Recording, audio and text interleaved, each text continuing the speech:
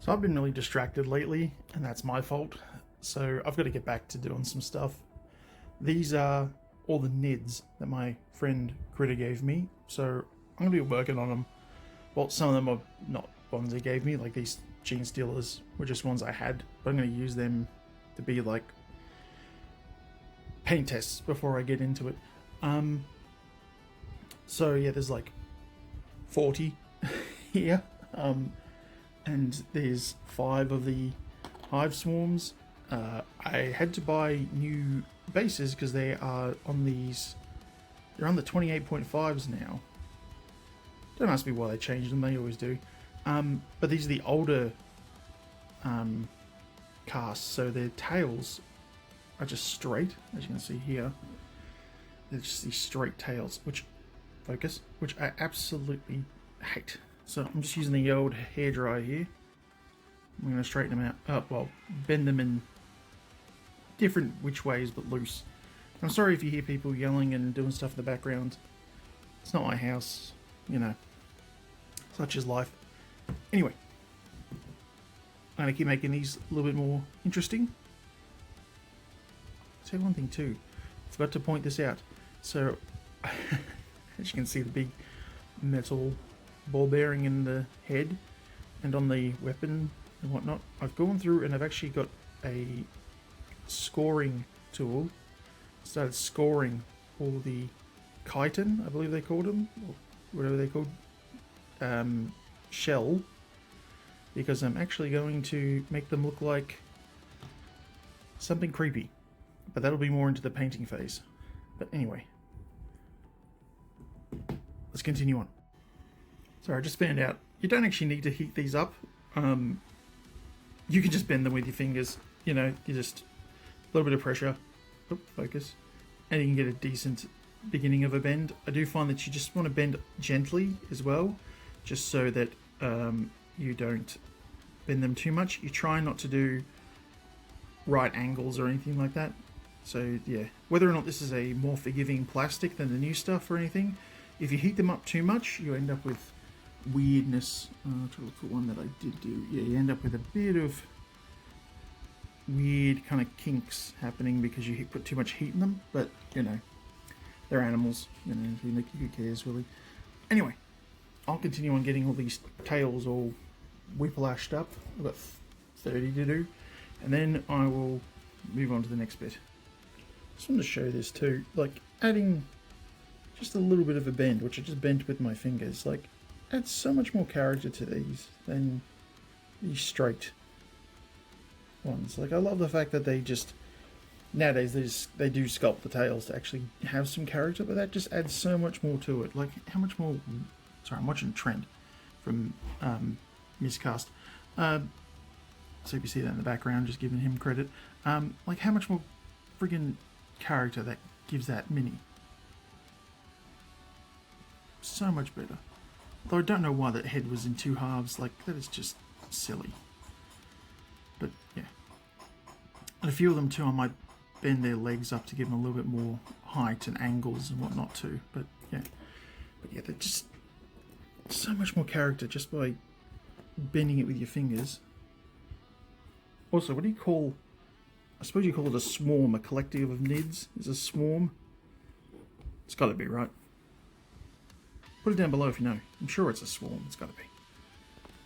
And this time I'm going to add in just a little bit of a bend to some of these legs, because they're all in this exact same position. As I said, there's, you know, 40 of them.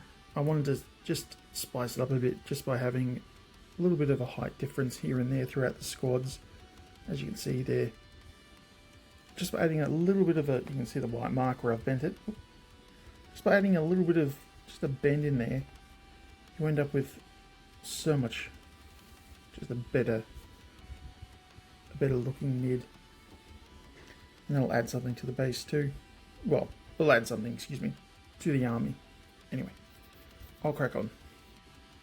So with this one too, I just gave it a slight twist as well as a tilt to the side, and you actually end up with a lot more of a weight shift. As you can see, there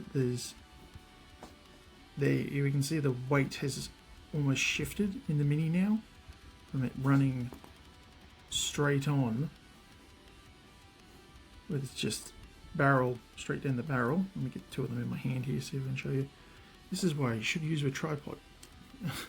You know what, I'll get the tripod, give me 1 sec. Here we go, working smarter, not harder. There we go. As you can see, just the dead on straight leg is just, that's it. But now with a little bit of a twist, we end up with this weight shift. But this one is just dead on. So all I did was just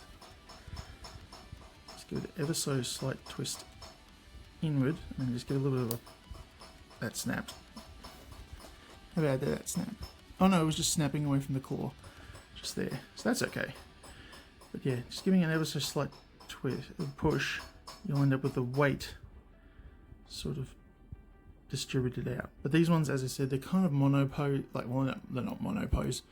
But they do have things like that that don't always allow you to do too much with them. But hey, anyway, I'll keep going along with these.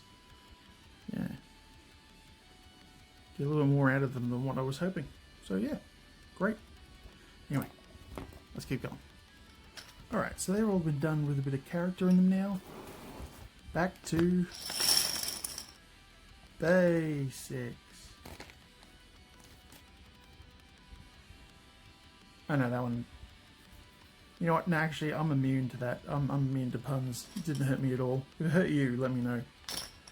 But that's one of the services I offer here is puns. So just like these ones, I'm gonna do those. You know what? I just realized I'm better off doing the little eyeball holes first before I put them on bases. Well, there goes my joke.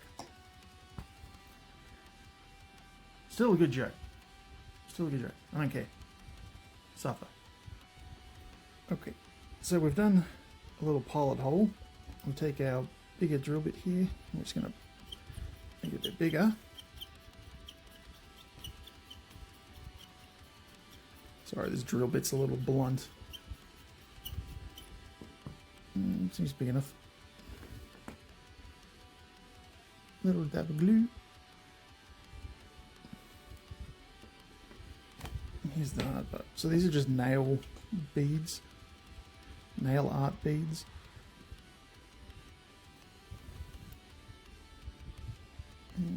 Put that in there. Sorry, the gun was in the way.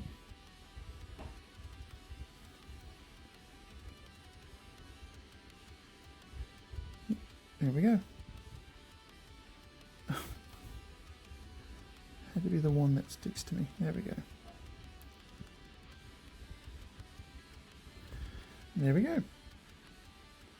Yeah, he's got an extra eyeball. Or it's got an extra eyeball. So there you go.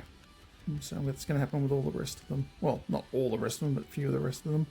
Just to add a few more sort of body horror looks about them.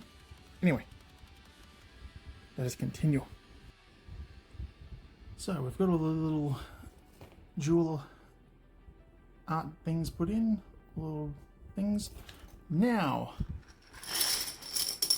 I can show you my base skills. I'm not apologizing. Alrighty. So for the bases, we're just gonna drill. Might help if I put some line on this freaking subject. You're gonna fall, are you? No. Oh, you're gonna not do what I want you to do, are you? It's not participating. Anyway, just drilling in some holes just to match. I'm chopping off the base, this old slaughter base sort of thing, just to match the size. Cutting it out, gluing it in there. You know, just so it has some stability to go onto. Yeah, so that's it really. And then I'll show you. Anyway. That's one I've done, and they're going to end up being based like this. I'm just going to end the video here because, let's face it, you're not going to need to see any more. It's pretty much, you know, how they're going to go. And yeah, when you come back, hopefully they'll be undercoated and we'll be able to start painting. Cheers for watching.